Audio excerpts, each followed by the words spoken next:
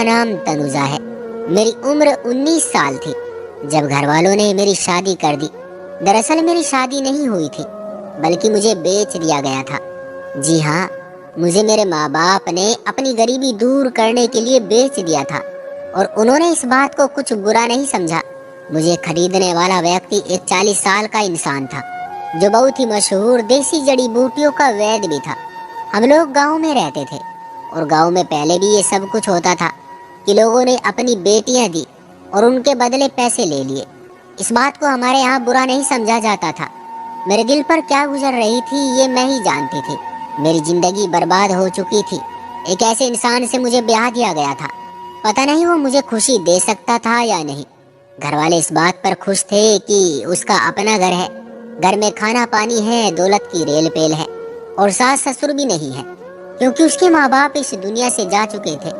लेकिन मैं सारा दिन बस उस घर में काम करती रहती थी। वहाँ पर मुझे मोहब्बत करने वाला भी कोई नहीं था। इस आदमी के लिए सिर्फ मैं एक नौकरानी थी। उसका घर साफ करना, उसके लिए खाना बनाना, वो मुझसे बिल्कुल भी मोहब्बत नहीं करता था। उसने एक छोटा सा कमरा बना रखा था। वो सारा दिन उसी कमरे में बैठा रहता था। वहीं पर उसको चाय नाश्ता पानी खाना सब कुछ चाहिए होता था। अगर मुझे देने में जरा सी भी देर हो जाती थी तो वो मुझे बहुत बुरी तरह डांटता था और कहता था कि बदतमीज औरत, किसी काम की नहीं है, कम से कम खाना तो ढंग से बना दिया कर। दिन रात मेरी बेइज्जती हो रही थी। उसने मुझसे जरा सी भी मोहब्बत नहीं की कि चलो पहले दिन की दुल्हन है। बस वो इसी तरह से मुझसे बात करता था जैसे मैं उसकी गुलाम हूँ और पहले से हूँ। मैं तो उसे ये भी नहीं कह सकती थी कि तुमने मुझे खरीदा है, क्योंकि उसने तो मुझे खरीदा ही था। मैंने एक रात अपने पति से कह दिया कि मेरे कमरे में आकर सो जाओ, मुझे डर लग रहा है। असल में मुझे डर नहीं लग रहा था, मैं बस अपने पति के साथ अपना रिश्ता शुरू करना चाहती थी। मैं चाहती थी कि हम भी पति पत्नी की तरह रहें। वो मुझे नौकरानी बनाकर ना रखे। और मुझे मेरी माँ ने समझाया भी था कि औलाद हो जाएगी तो फिर ससुराल में तुम्हारे कदम मजबूत हो जाएंगे। जब औलाद हो जाती है तो पति औरतों की इज्जत करना शुरू कर देते हैं, एकदम लाइन पर आ जाते हैं। उनको पता चल जाता है कि ये हमारे बच्चों की माँ है। एक औरत को इज्जत भी मर्द से ही मिलती है। अगर तुमने बेटा पैदा कर दिया तो फिर तुम्हारे वारे के न्यारे हो जाएंगे। मेरे पति ने मुझे कहा कि मुझे तुम्हारे पास नहीं आना, तुम्हें जिस काम के लिए रखा गया है तुम वही काम करो और तुम्हें उल्टी सीधी बात सोचने की जरूरत नहीं है। मैं हैरान हो गई कि इसको कैसे पता चल जाता है कि मैं क्या सोच रही हूँ। फिर उसने मुझे एक बात बताई। उसने कहा कि मैं औलाद पैदा नहीं कर सकता, अब मेरी उम्र गुजर चुकी है। मुझे ये बात पहले समझ नहीं आई क्योंकि मैं खुद कौन सी पढ़ी लिखी थी। लेकिन फिर जब मैंने इस बात पर ध्यान दिया तो फिर मैं समझ गई कि मेरा पति बच्चे पैदा नहीं कर सकता था। अब उसमें ये खूबी नहीं रही थी, लेकिन ये बात भी तो अपनी जगह हैरान करने वाली थी क्योंकि वो लोगों का शर्त लगाकर इलाज किया करता था। वो लोगों का औलाद होने का इलाज किया करता था, तो फिर वो अपना इलाज क्यों नहीं कर रहा था? क्या वो लोगों से झूठ बोल रहा था? ये मेरी समझ से बाहर था। मेरे पति के साथ एक लड़का भी काम करता था जिसका नाम विक्रम था। उसकी उम्र बिल्कुल मेरे जितनी ही थी। वो कभी कभी अंदर चाय पानी लेने के लिए आता था क्योंकि पूरे दिन मरीज आते जाते थे। एक बात बहुत अजीब थी कि मेरा पति हर मरीजों की बहुत इज्जत करता था। कोई भी मरीज आता तो उसके लिए चाय पानी जरूर मंगवाता था। उसके पास जो भी आता वो उसको यही कहता कि आप बैठिए, चाय पानी पीकर जाना। उसे दवाई लेनी होती या नहीं ये वही जानता था। इसलिए सारा दिन इस घर में चाय पानी चलता ही रहता था। मैं पूरा दिन किचन में खड़ी रहती थी और विक्रम बेचारे के भी चक्कर लगते रहते थे। इस तरह हमारी आपस में बातचीत हो जाती थी। वो बार बार आकर कहता कि 4 कप चाय बना दो। फिर वो भी हंसने लगता और ये भी कहता कि आप भी क्या सोचती होंगी, यहाँ पर कोई फंक्शन नहीं चल रहा है जो इतनी चाय बनती है। और विक्रम ने कहा कि पहले मैं खुद ही चाय बनाया करता था, लेकिन अब मालिक कहते हैं कि तुम चाय ना बनाओ और मेरी सैलरी भी आधी कर दी है। इस तरह आते जाते मुझ में और विक्रम में बातें होती रहती थी। मुझे उससे बात करना अच्छा लगने लगा क्योंकि मेरा पति मुझसे कोई बात नहीं करता था। विक्रम को मैंने ये भी बता दिया कि ये मुझे खरीद कर लाया है। उसने अपने कानों को हाथ लगा लिया। उसने कहा कि एक तरफ तो ये इतने संस्कारी बनते हैं, वैद्य हूँ, हम लोग खानदानी वैद्य हैं, और दूसरी तरफ इस तरह की हरकत किसी की बेटी को खरीदना। विक्रम ने कहा कि जो लोग बेटी बेचते हैं उनका कसूर नहीं होता, कसूर तो खरीदने वाले का होता है, क्योंकि अगर खरीदार न हो तो माल कोई भी नहीं रख कर बैठता। सच में ही मेरे माँ बाप तो मजबूर थे, मेरी 4 बहनें और भी थी, लेकिन उसकी क्या मजबूरी थी जो इसको किसी की बेटी खरीदनी पड़ गई। ये किसी से सही तरह से शादी भी तो कर सकता था। वो मुझे ये भी बताता था कि उसके पास बहुत दूर दूर से लोग आते थे, 3-4 दिन का सफर तय करके इस छोटे से गांव में आते थे। और साथ ही मेरे पति ने छोटा सा कमरा भी बना रखा था जिसमें वो लोग रहते थे, और उसके पैसे वो अलग से लेता था। लेकिन हैरान तो मैं इस बात पर थी कि मेरे पति ने आज तक मेरे लिए तो कोई चीज नहीं ली, फिर वो पैसे कहाँ जा रहे थे। मेरा अपने घर वालों से बात करने का बहुत दिल कर रहा था। मेरी मम्मी पापा में से किसी के पास भी फोन नहीं था, लेकिन मोहल्ले में एक आदमी के पास फोन था जो कुछ साल पहले विदेश में भी रहकर आया था। मुझे उस आदमी का नंबर अच्छी तरह याद था। मैंने विक्रम से कहा कि मेरे माँ बाप को फोन मिला दो ताकि मैं उनसे बात कर सकूं। थोड़ी देर लगती थी, लेकिन वो अपने किसी बच्चे को भेजकर मेरे माँ बाप को बुलवा ही लेता था। उसने कहा कि बुलाता हूँ तुम्हारे माँ बाप को, लेकिन थोड़ी ही देर बाद उसने कहा कि तुम्हारे घर को तो ताला लगा हुआ है, वहाँ पर कोई भी नहीं है। मैं हैरान थी कि मेरे मम्मी पापा कहाँ चले गए। वो तो कहीं जाते भी नहीं थे, उन्हें कहीं जाना होता तो वो सोचते थे कि किराया लग जाएगा, फिर वो सब के सब कहाँ चले गए थे। मुझे बहुत हैरानी भी हुई। फिर मैंने सोचा कि कुछ दिन बाद कोशिश करूंगी। बार बार विक्रम को कहना भी अच्छा नहीं लगेगा। अगर ये बात मेरे पति को पता चल जाती कि मैंने विक्रम के नंबर से कॉल की है तो वो बुरा मान जाता कि मुझे क्यों नहीं कहती। जब मैंने कहा था तो उसने मना कर दिया था। उसने मुझे कहा कि तुमको विदा करके नहीं लाया हूँ, खरीद कर लाया हूँ उन लोगों से, और उन्होंने भी मुझसे अच्छी खासी रकम ली है। अब क्या उनसे मेल मिलाप रखना है। दुकानदार से चीज ले ली जाती है, उसके बाद उसे रिश्तेदार नहीं बना लेते। मेरे पति की बातें अपनी जगह ठीक थी। मेरे मम्मी पापा ने गलत किया था। एक बार विक्रम से बातें करते करते मेरी जबान से एक बात निकल गई जो मुझे बिल्कुल भी नहीं कहनी चाहिए थी, और मैं बहुत ज्यादा परेशान हो गई थी कि अगर उसने ये बात मेरे पति को बता दी तो फिर मेरा क्या होगा। एक खरीदी हुई लड़की से दोबारा शादी कौन करेगा। मैंने उससे ये कहा कि दूसरों का इलाज करता है मेरा पति, अपना इलाज क्यों नहीं करता। तो बात को समझ गया। उसने कहा कि आपको किसने बताया। मैंने कहा खुद मेरे पति ने, उसी ने मुझे अपनी जबान से ये बात कही है। तो फिर विक्रम ने अपना सर पकड़ लिया।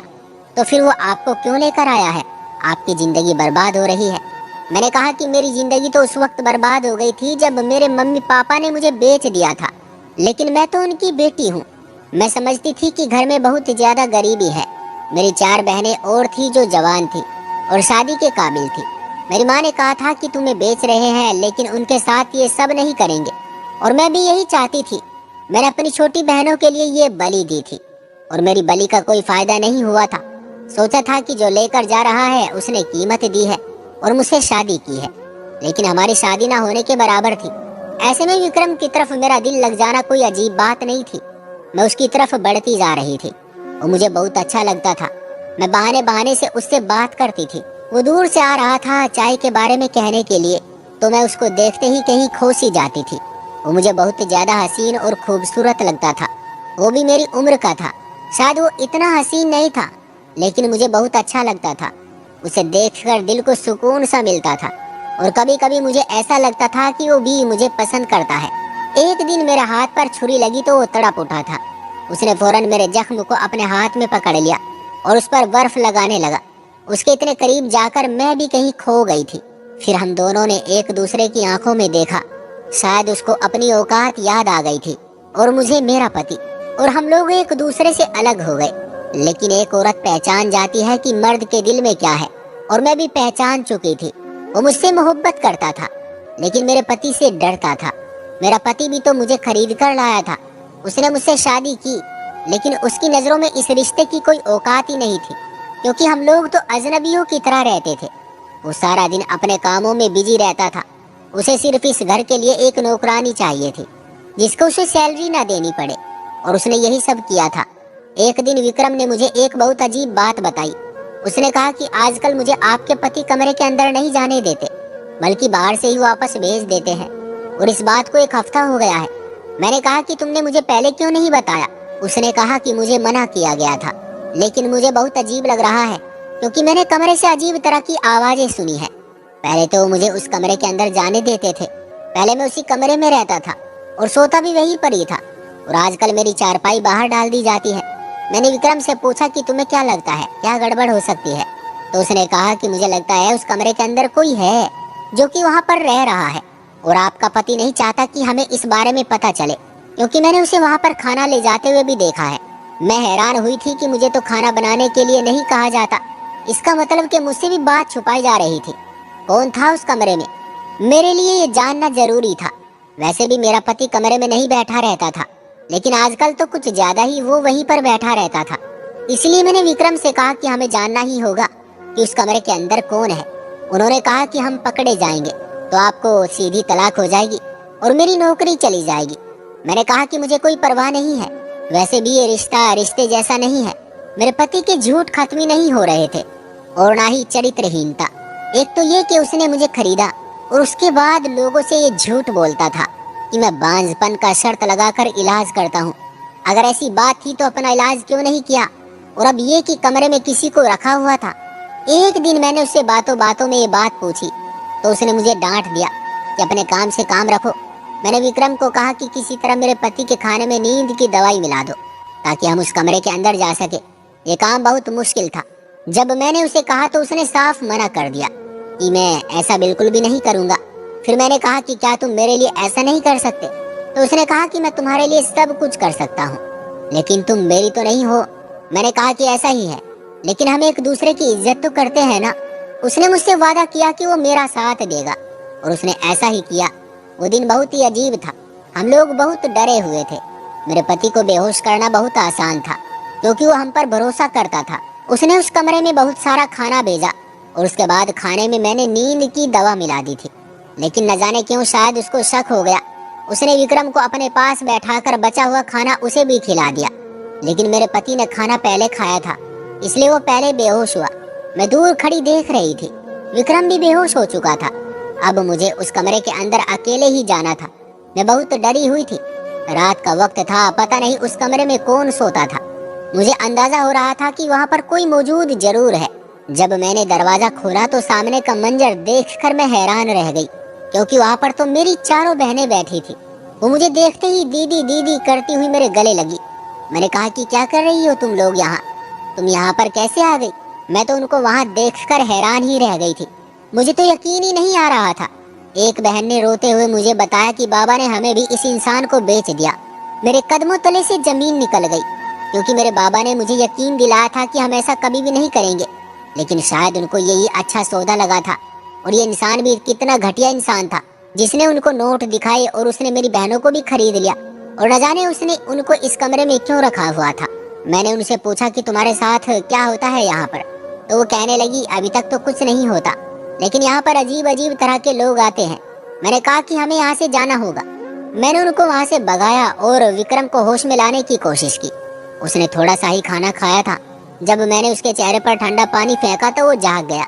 मैंने अपने पति को चारपाई के साथ बांध दिया और बहनों को वहाँ से लेकर निकल गई। हम सारे पुलिस स्टेशन चले गए और हमने पुलिस को भी सब कुछ बता दिया। पुलिस ने मेरे पति को पकड़ लिया। हम सारी बहनों से बयान लिया।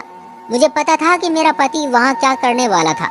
मेरा पति मेरी बहनों को इस्तेमाल करने वाला था। हमने पुलिस को कहा और पुलिस ने उसे पकड़ लिया। तो उसने ये बात अपने मुंह से स्वीकार की कि मेरे पास बहुत अमीर लोग आते हैं और मैं उनसे गलत काम करवाने वाला था। जब उसने ये बताया कि इस बात के बारे में मेरे माँ बाप को भी पता था तो हम हैरान ही रह गए। हमने अपने माँ बाप से भी मिलने से मना कर दिया। ऐसी भी क्या बात थी कि उन्होंने ये सब कुछ किया। मैंने अपने पति को तलाक दी।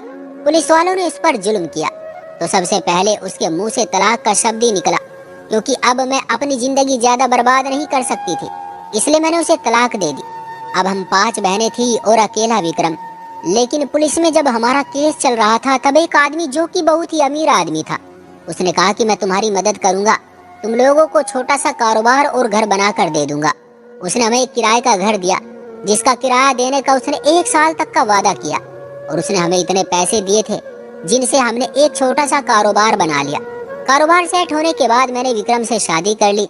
अब हम लोग साथ रहते हैं और मिलजुल कर एक दूसरे की मदद करते हैं।